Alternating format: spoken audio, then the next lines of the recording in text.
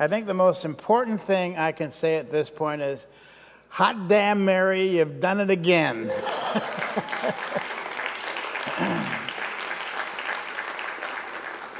And she has, and I know I embarrass her when I talk about her so much, and I think she gets a little miffed at me, as a matter of fact, but it's impossible to talk about the homecoming without talking about Mary Kramer.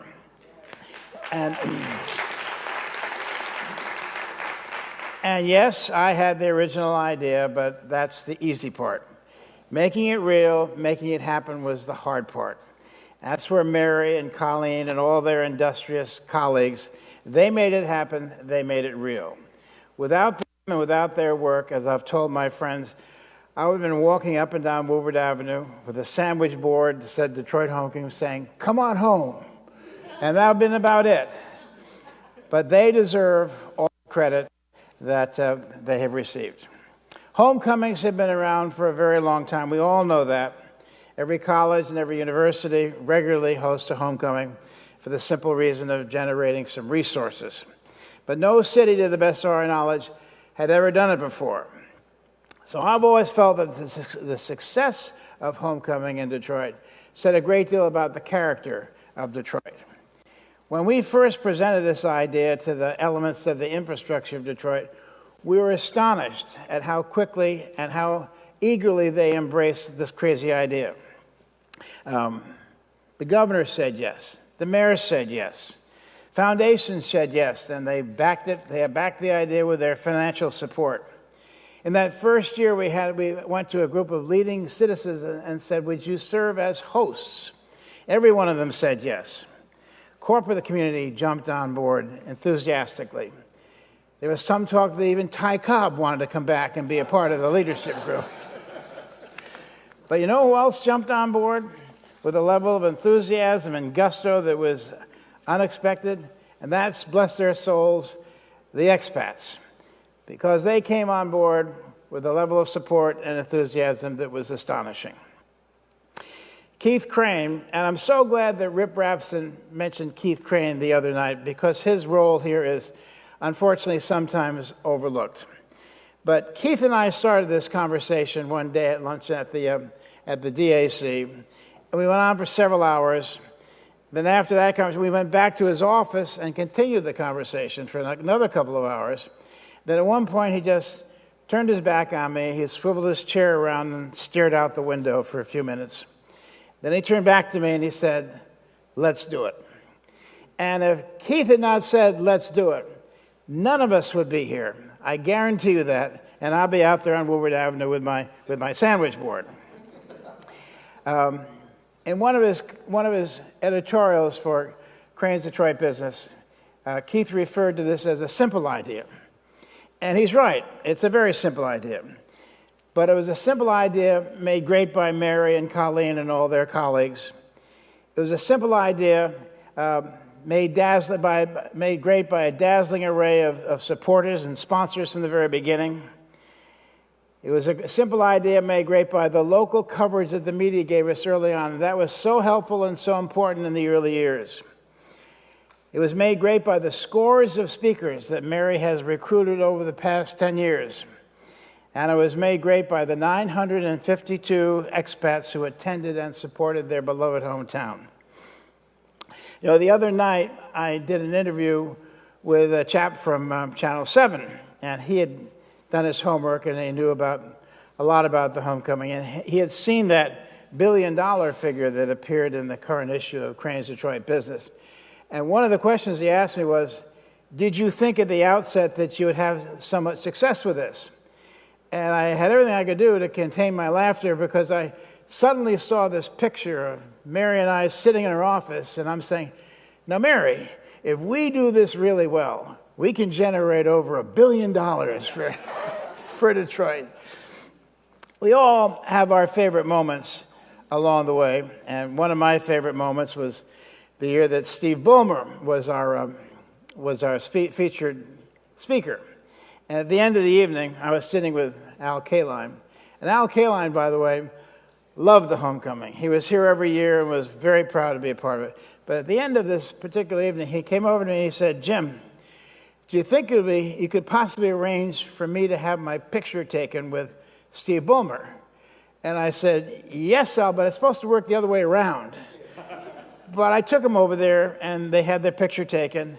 And a week or so later, I brought it out to Al's house, and it was framed and all. And he put it on his credenza right behind his desk.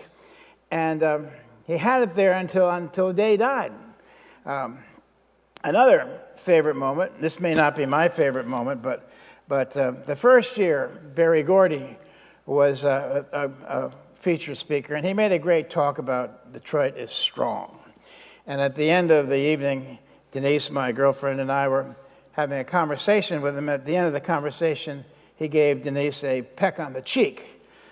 And she hasn't stopped talking about that peck on the cheek ever since.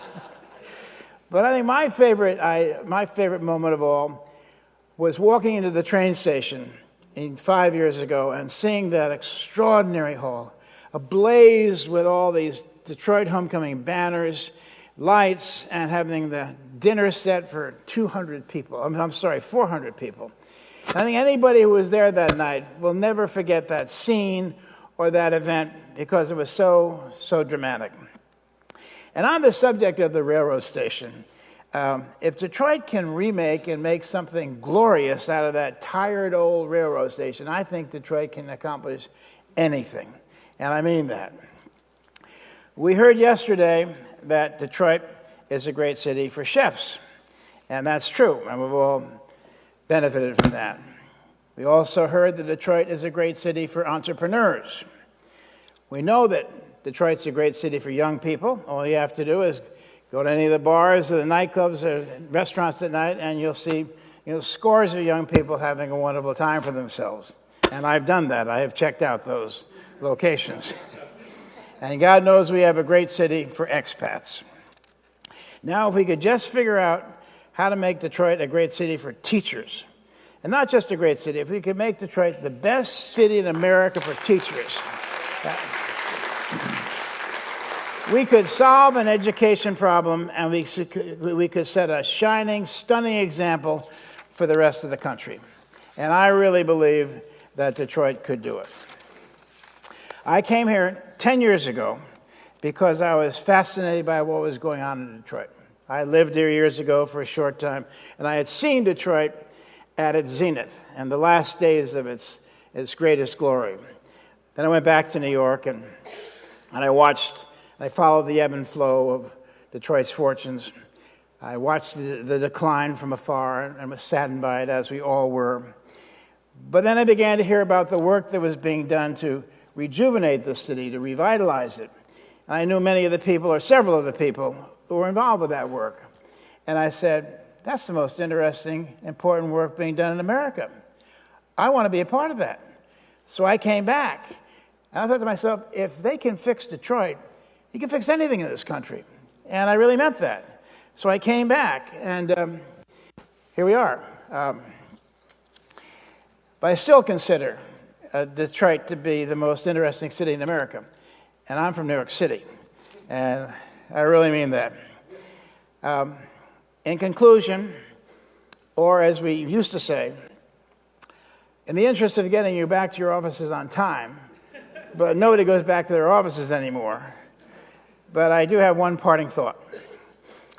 Together, we have accomplished great things over the past 10 years.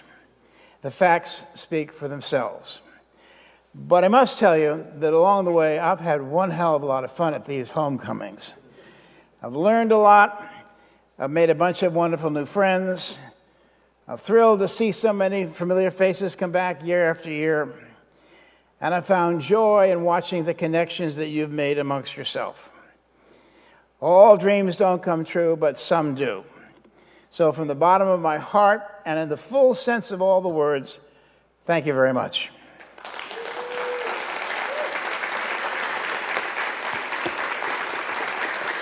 Hey, Mary, you mad at me? Thank you, Jim. Talking about connections and friendships. Excuse me. Uh-oh. I always wanted to say that. Eric Larson with the Downtown Detroit Partnership. 10 years can't go unnoticed. And so we wanted to surprise you as you wrap this, this Telling week up. people about their box lunches, you know. Well, yeah, telling people about the box lunches. But no, seriously, for those of you that don't know me, I love milestones, and this is a massive milestone. It is absolutely incredible, Mary, what you have done. Jim, you just went through some amazing history. You've already been celebrated, but we're going to celebrate Mary first. That's so nice. So, I mean, if you think about, just what you've been able to accomplish over the 10 years, just under 1,000 expats have come back to Detroit, rediscovered Detroit, invested in Detroit. I love the $1 billion number.